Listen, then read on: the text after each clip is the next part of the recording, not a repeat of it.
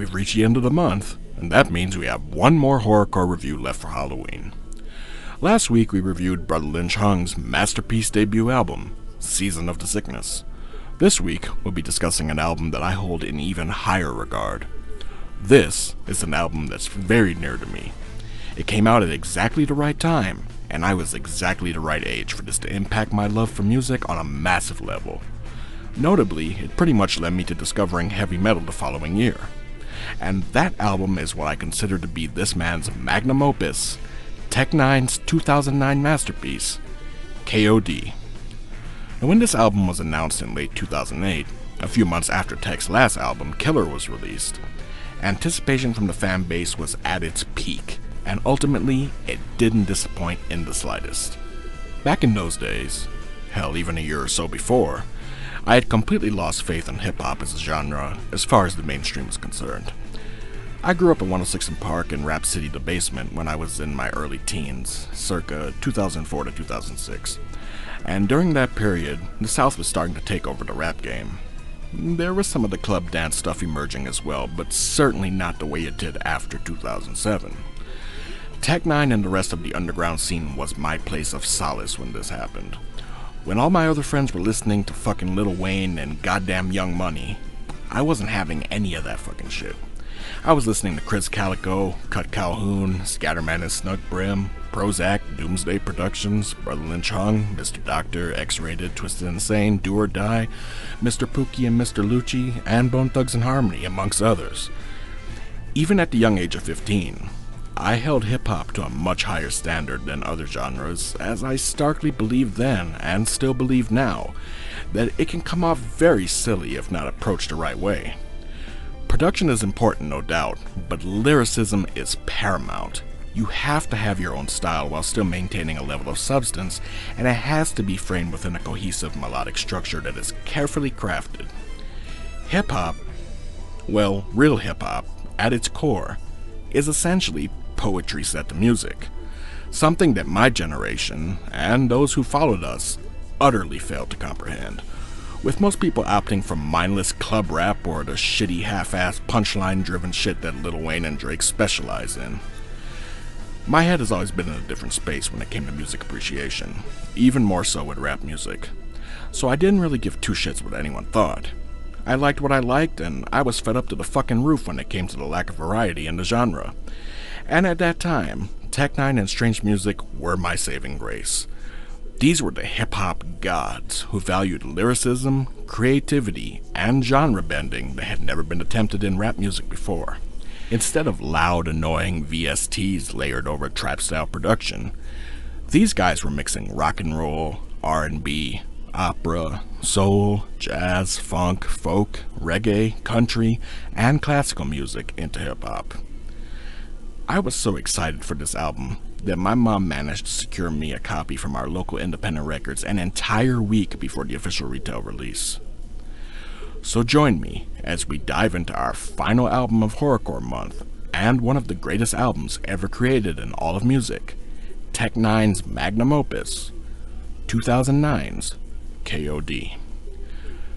Now, roughly 6 months after this album's release, Tech would release a supplementary EP titled The Lost Scripts of K.O.D., which contained 5 songs that were left over from the main album.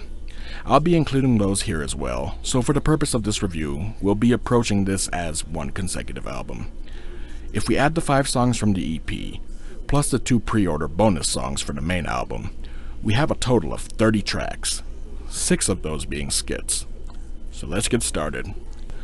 Song number 1, Show Me a God, produced by Matic Lee. My mama is so tormented, she been through trauma, more drama, the dawn is gone, it's more tinted on This song sets the tone for the entire album. I remember when this video dropped in early October 2009, they uploaded the standard definition version to the Strange Music YouTube channel, and a week later they replaced it with the HD version. The song sees Tech vent about his mother's failing health and his struggle to hold on to his religious beliefs amongst the massive negativity encompassing his life. He says it best when attempting to speak directly to his perceived higher power. Let me know that you're coming on en route. I'm 99, but I need 100% proof. The production is decent, Tech kills it, and overall the song is pretty damn good. I give it an 8 out of 10. The second song is called The Warning, and it's just a skit. Song number 3 is called Demons, featuring 3-6 Mafia, and produced by Matic Lee and Michael Seven Summers.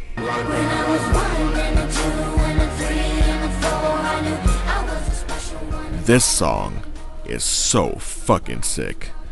The beat is hella fucking dark, and everyone kills it on this. Of course, Tech has the standout verse, but that's to be expected of the King of Darkness.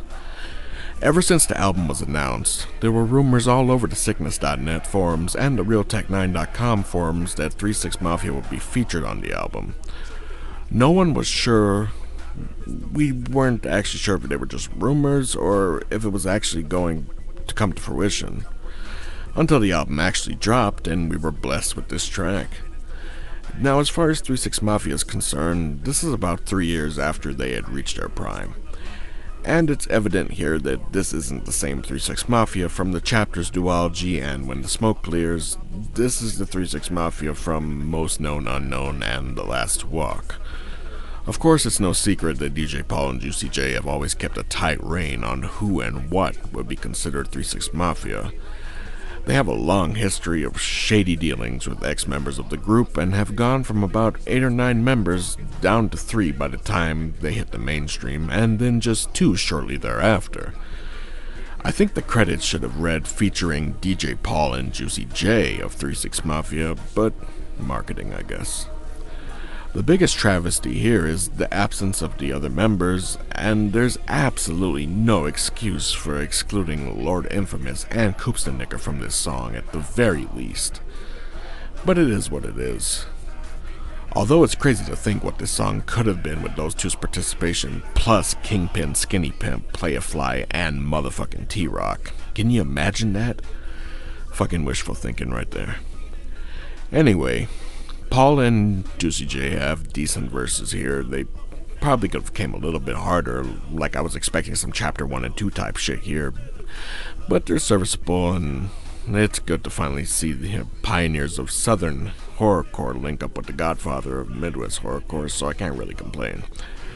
Of course, Tech has the standout verse here as expected, when he closes off his verse with, "Voted me the king of darkness, voted me to be really heartless. All up in my spirits they marched and make me start sparking at the targets. Woke up today I was steaming, cause when I found out I was not dreaming, because the host that influenced me the most was a goddamn demon."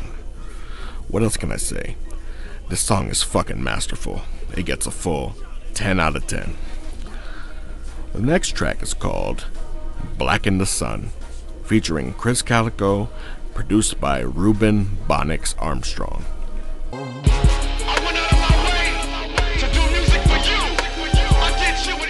Man, this fucking song. This definitely is one of the darkest Tech.9ne songs ever created, right up there with Hellbound and Sleeping Beauty. This was the first single from the album that was released, with a snippet released a few months beforehand. It was only a minute and a half long, but I remember when it came out I was hanging out with 2 of my closest friends, and once I got the notification that it was out, I played it for them on my Sony Vaio laptop, and we were all in awe. It was so fucking dark, and for Tech.9ne that was a major feat considering the general nature of his music. The production is top notch here, and Chris Calico kills it on the hook as usual, stating, "Are you ready for doom? Because I've blackened the sun and I bloodied the moon. I bring gloom when I step in the room. With the fumes of a tomb I consume all the light in the day." And then Tech comes in like, "I've got this cloud inside that's consuming my mind all around, and my eyes are dissolving into the whites of my eyes. Now the night will arise and I'm hyped cause the beast is evolving." I mean, what else can I say? Another masterful fucking track. I give it another 10 out of 10.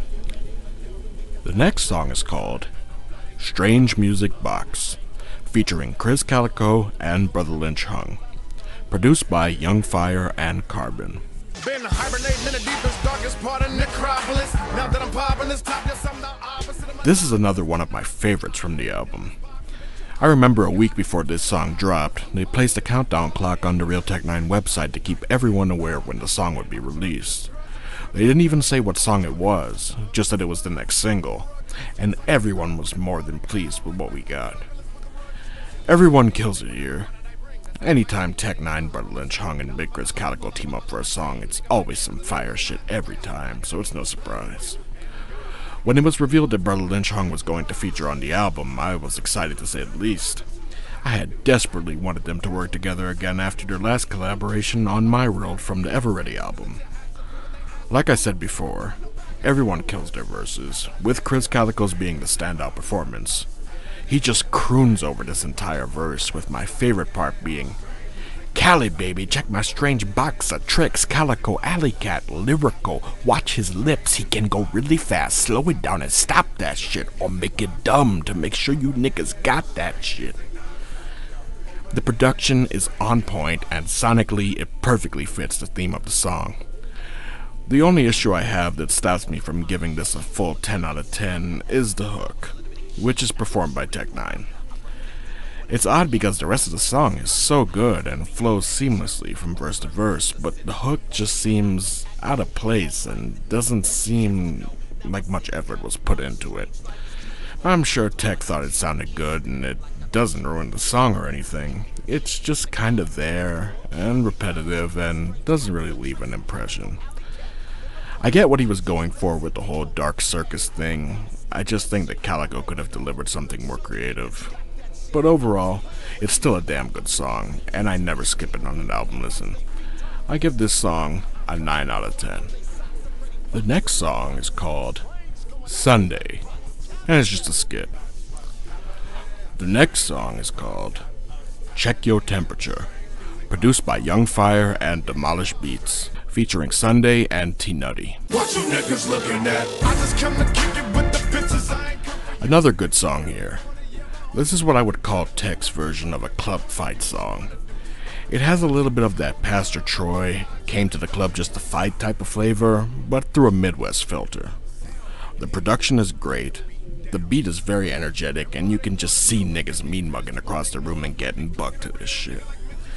Tech slays it as usual, both in his verse and on the hook for this one, and so does Sacramento rapper N9ne, who I actually found a year or so before this through Brother Lynch Hung.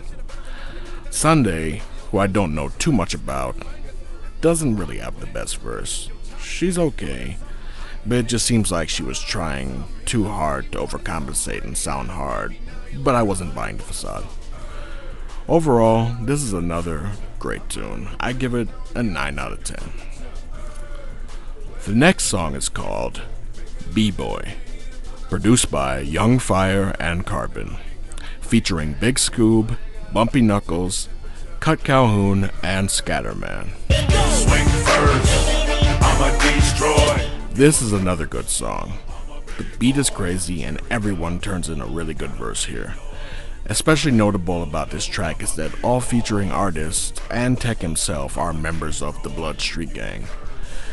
I was previously familiar with Big Scoob, Cut, and Scatterman from being on Strange Music roster, the latter whom left along with partner Snug Brim in the beginning of the year, but returned for this feature.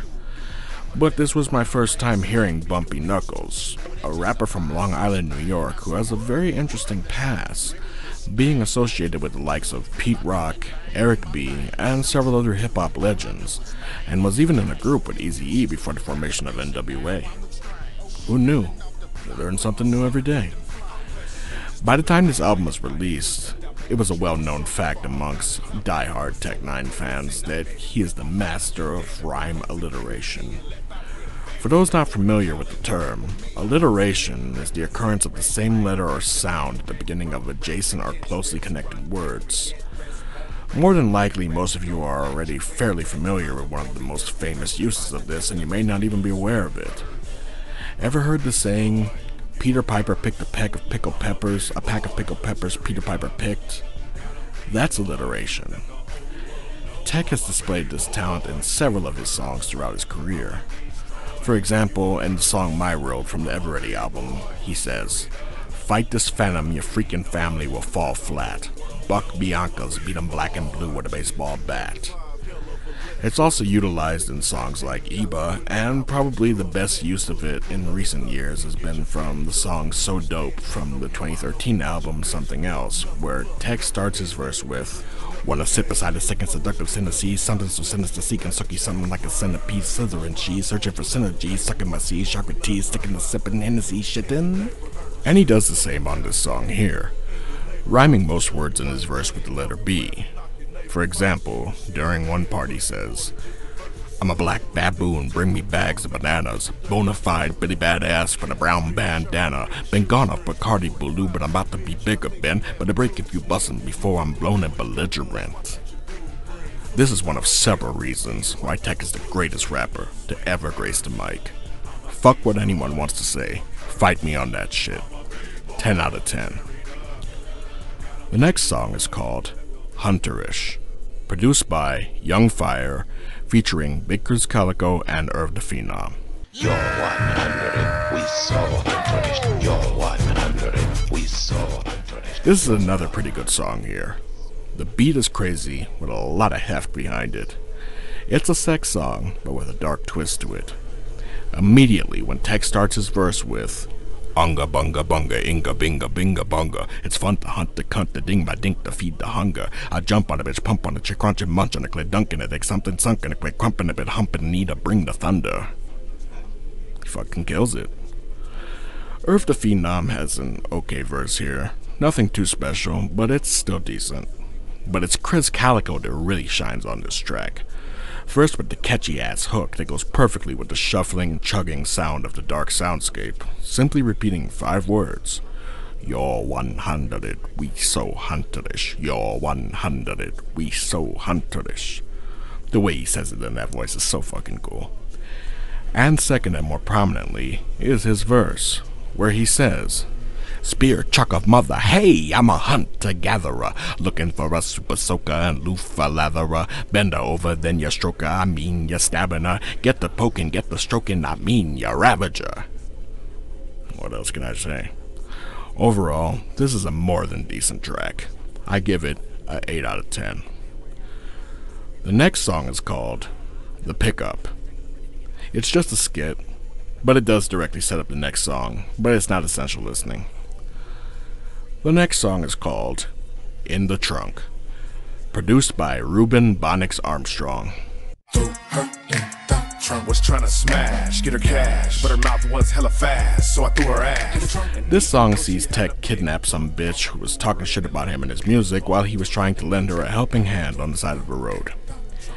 Interesting concept for the song, but overall this is the first and only song on the entire album that I actually don't like at all.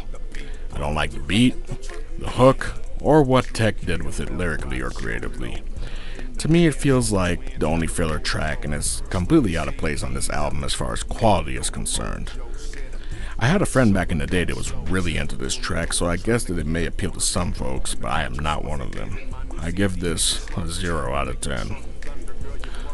The next song is called Pinocchio, produced by Matic Lee.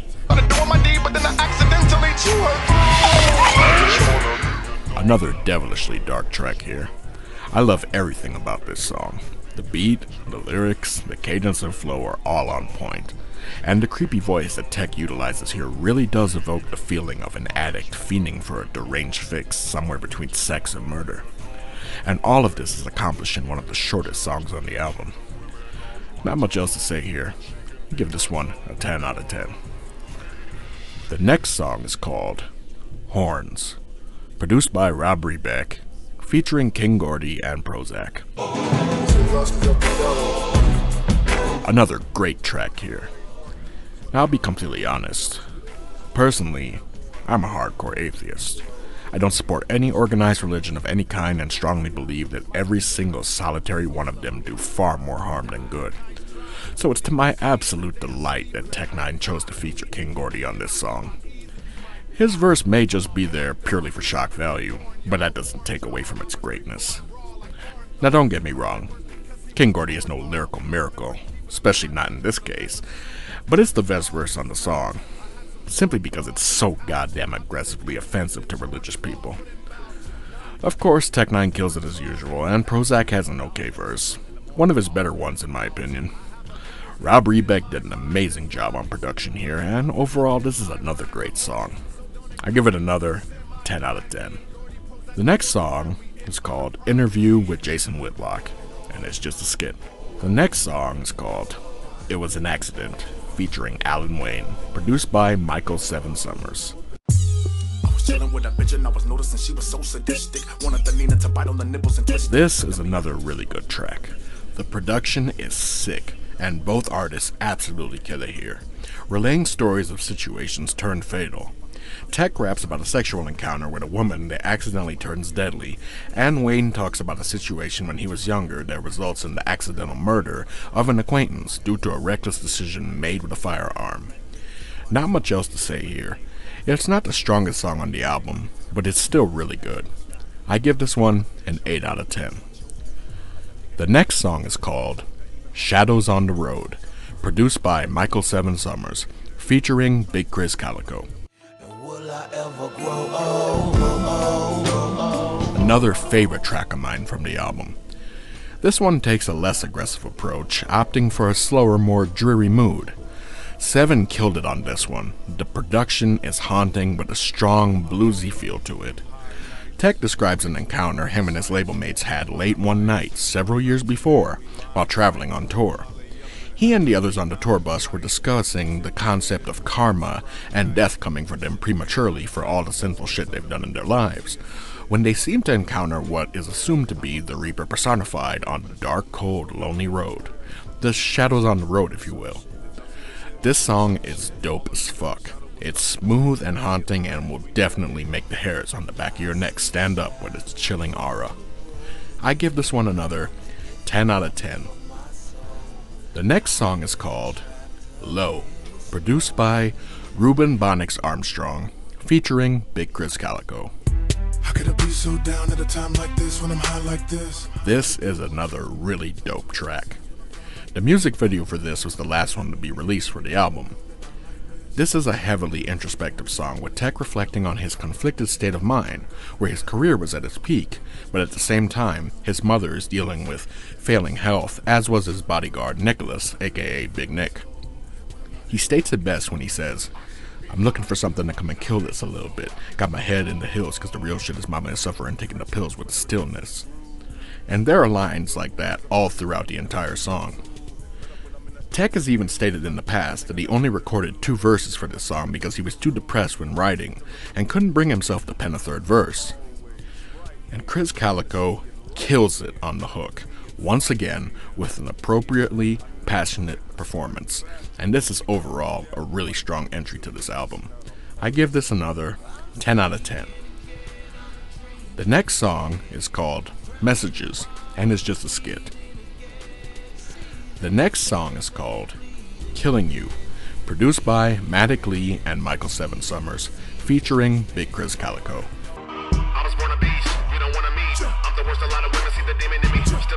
This is another really good song. The production has a heavily morose feel, and Tech kills it on the verses. The hook was initially intended to feature Corey Taylor of Slipknot, which I feel would have been a really good fit here. But due to personal issues that arose at the time, he was unable to record his verse before the deadline, and due to a contract in place the Strange had with their distributor, they had to carry on without him. Now, I'm not the biggest Slipknot fan, but they have a few songs here or there that I like, and from a creative standpoint, I can totally see why N9ne wanted him to contribute to this song. A sorely missed opportunity for all. Fortunately, in his place is the man of a million vocal talents, Big Chris Calico. This is why he's one of my favorite artists in hip-hop. He can provide whatever style a song needs, from country to opera and everything in between. And in this case, he's an excellent choice and does a great job of filling the shoes of Corey Taylor. Give it a listen and see for yourself. This song gets another 10 out of 10. The next song is called Leave Me Alone, produced by Young Fire and Carbon. Leave me alone.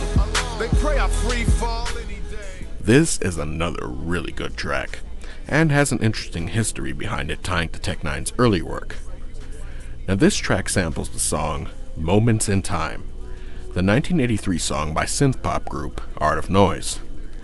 Now this same song was sampled in one of Tech.9ne's earliest songs from his very first album, The Calm Before the Storm, and is considered a classic to longtime listeners.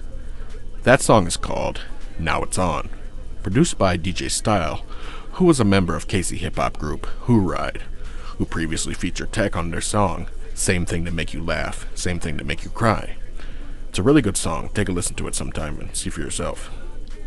It also features local KC rapper Lejo, who had a lot of potential as a rapper and really held his own with Tech on this song. Unfortunately, his career never really went anywhere and he sadly passed away on October 26, 2019. Rest in peace, Lejo. This is a perfect example of how an artist can utilize the same sample more than once by using different producers for a drastically different outcome. Listen to this song here, Leave Me Alone, and directly after that, listen to Now It's On. You'll hear the same sample, but they're incorporated into each production in completely different ways. Sonically, they don't sound the same at all. Here, Tech raps about avoiding negativity, telling anyone who intends to tear down his motivation to stay far away. This point is driven home masterfully by a feature from Big Chris Calico on the hook, who evokes the frustration and exhaustion of dealing with said negativity and desire to be free from that burden. I remember when this music video premiered on the Strange Music YouTube channel back in 2009. It was the first video from the label to premiere in HD the first time around. Another really good song here. I give this one a 10 out of 10. The next track is called Prayer by Brother KT, and it's just a skit. The next song is called K.O.D, produced by Michael Seven Summers, featuring Mackenzie O'Gwyn. When I live in my world, you have to have a tech, preferably that I'm a 9ne. The goddamn title track of the album. This is one of my favorites from the entire project. I love everything about this song. This is one of Seven's best beats in my opinion, and is definitely in my top 10 from him. The melody samples the theme song from the 2000 film Requiem for a Dream, starring Marlon Wayans, Jared Leto, and Jennifer Connelly.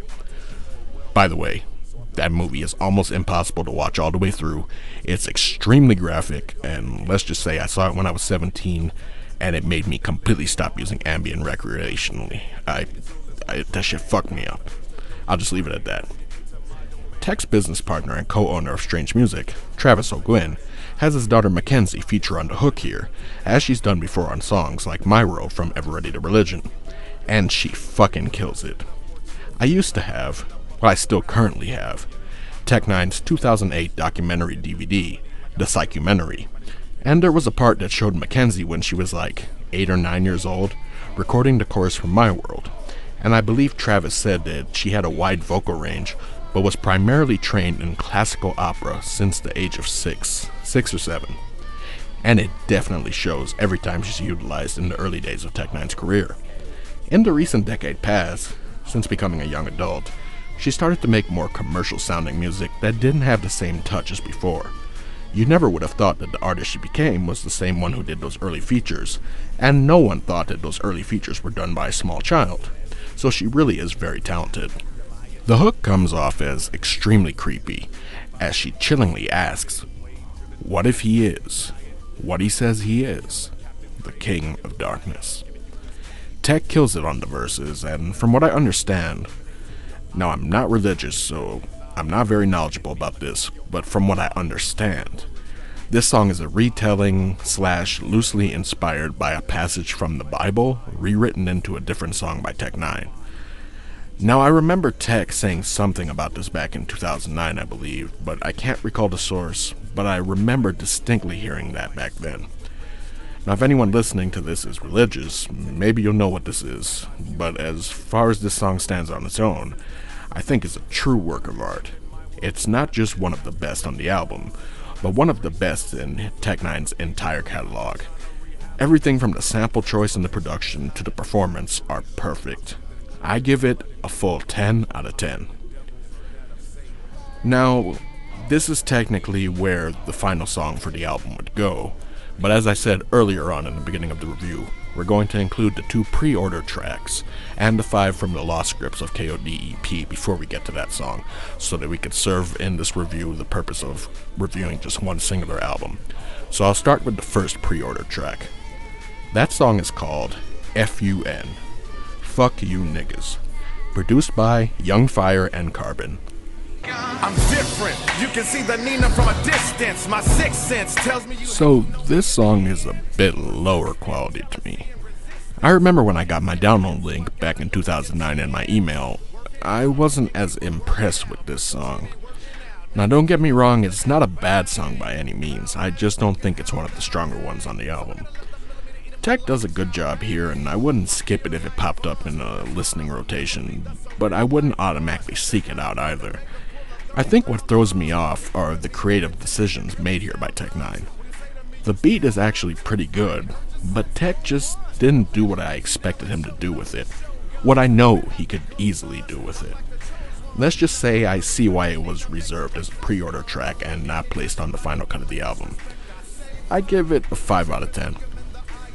The next song is the second pre-order track and is called Like I Died, produced by Ruben Onyx Armstrong.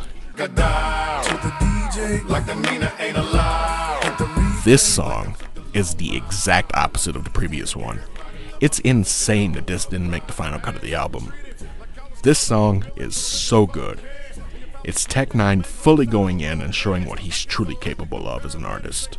He switches up the dynamics of his vocals, using his voice like an instrument to add additional melody, better than any rapper ever could wish to do, besides Chris Calico. And he weaves in and out of different cadences and deliveries throughout the entire song. This track is aimed directly at the DJs who continued to shun Tech's music even though his career was thriving by that point. After nearly 10 years of trying to get Strange Music signed as a sub-label to a major, Tech and Travis finally realized that they didn't need assistance from a major label, as they'd finally managed to sell over 1 million albums on their own. I think it was it was during Psychology when this became a reality, or when it was announced. I remember he says it on the Red Nose song, so yeah, 2008. Thus, they teamed with distributors Fontana and RBC and grew the company from there, expanding like no other independent hip-hop label in history. And despite all of this, the DJs still refused to acknowledge Tech's contribution to hip-hop and the musical arts as a whole. So he finally wrote a song to address them directly. He says it in the very first line of the song's chorus where he pleads, "Play my music like I died. To the DJs, like the N9ne ain't alive, hit the replay." It's a really, really good song, and I wish this had been on the main album in place of the song In the Trunk, which I didn't care for at all. Overall, I give this a 10 out of 10. Now we'll get to the 5-track EP, The Lost Scripts of K.O.D. The first song is called Like I Died, the remix, featuring Craig Smith and Big Chris Calico. Play my music like I died. Yeah. I love this version even more than the original. It's the same beat, but the features really add a lot here.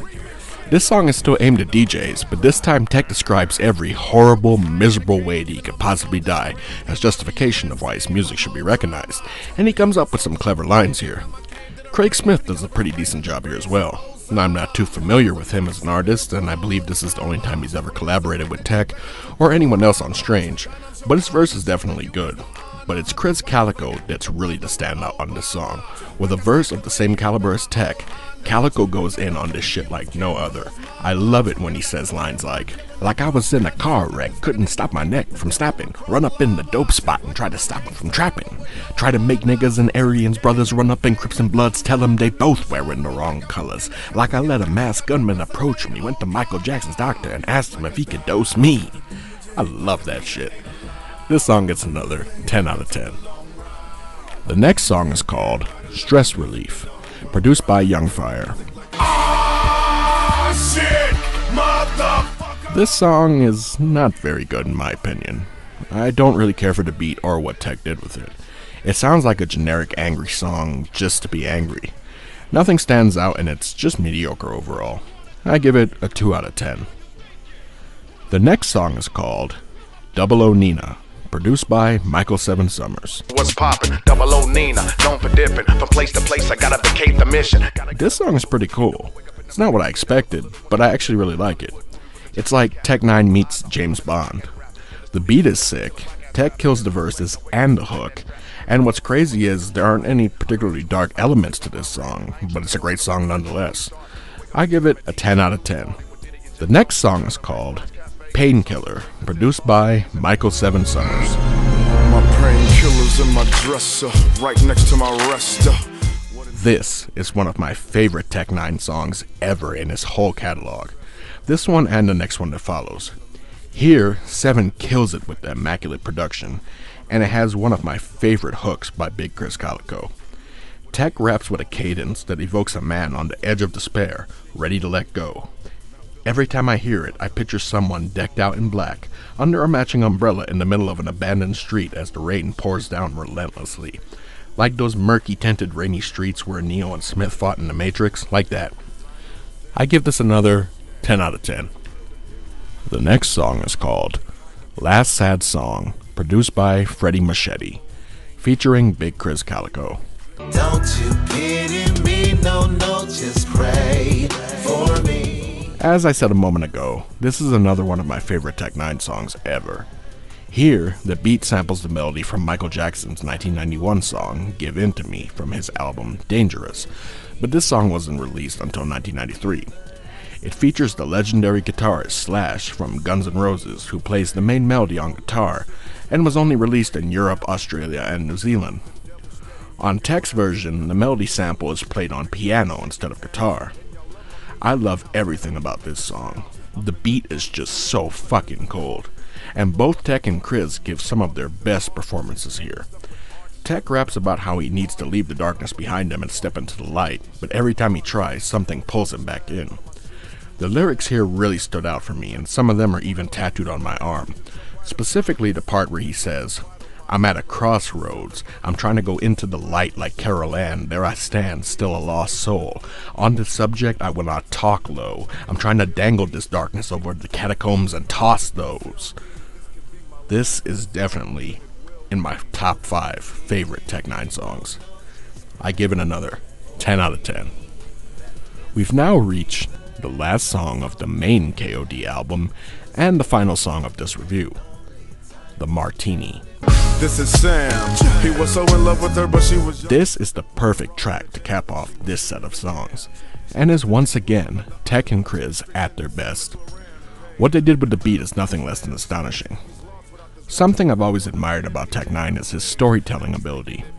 When he wants to get a point across to you, he's very much capable of pulling back on the triple-time lyrical theatrics and next-level alliteration to tell a straightforward, emotional, poignant tale, as he does here. The song is about 3 separate situations that turn fatal. Each is based on real-life events that occurred to people very close to Tech. The first verse relays the story, surprisingly, of Chris Calico, who is referred to here by his real name, Sam. There was a very dark part of his past where he was deep in the throes of depression. So deep that he almost did the unthinkable as he contemplated on killing his wife and himself as they had separated due to personal issues. Thankfully, things didn't take that grim turn, and Chris and his wife are still together today. The second verse tells the story of Tech's uncle Isaiah, who got into a relationship with a woman that led to problems and culminated with her cheating on him. He, in an act of blind rage, purchased a firearm off the streets, and you can infer what supposedly follows next. Now, I do feel the need to say that Tech stops short of actually detailing the finality of that situation, so you could say it's ambiguous at best. The final verse describes the tragic real-life murder of Tech's best friend from his early days in Nut House, Brian Beazle Dennis. Brian was in a relationship with a woman named Kim, who had a young daughter named Alyssa from her previous marriage. On the night of Christmas Eve 2003, Kim's ex-husband broke into her house and laid in wait for the 3 of them to return home. As they were pulling up, Brian noticed an unusual shadow in the house and exited the car to investigate. As soon as he walked through the front door, he was sadly instantly shot and killed by Kim's ex-husband, who then killed Kim and finally himself, all in front of Alyssa, leaving her an orphan. This is probably by far the darkest story Tech has ever told in his entire career, and it's one rooted in cold hard truth rather than allegory. Chris Calico kills the hook, even singing all the way through to the album personnel credits, from Travis O'Guin to Dave Weiner to Michael Seven Summers. This song is a masterpiece and caps off not just one of the greatest hip-hop albums ever, but also the first decade of Tech-N9ne's career and truly the end of an era. I give it a 10 out of 10. This album is truly a work of art. It ends an entire decade of classic album after classic album from Tech-N9ne. His next two solo albums are still of the same caliber, but after the second of those entries, 2013 Something Else, was released, there was definitely a shift in the sound of Tech's music, and from 2015 Special Effects onwards, it just wasn't fully the same as before. Now that album still has some good tracks, but it was definitely a transition album because every one to follow after would include more and more commercial elements up to current day where it's just an expected part of Tech's music now. He didn't change his rap style, it's still clearly Tech-N9ne, but all of the creative decisions made as far as the direction of the music reek of mainstream commercial bullshit. K.O.D is a once-in-a-lifetime masterpiece that every artist hopes to have. When people look back and say, who was Tech-N9ne? This album will be at the forefront of his catalog and will serve as the most thorough introduction to his music possible. I can't praise this album enough. I give it a full 10 out of 10. Now next month is November, so we'll be reviewing 4 jazz albums each week of the month. I love jazz, especially around the autumn season, so join me next week as we review Nat King Cole and George Shearing's collaborative album, Nat King Cole Sings, George Shearing Plays. Until then, I hope you all enjoyed this month's set of horrorcore hip-hop album reviews. Have a safe and happy Halloween, and take care.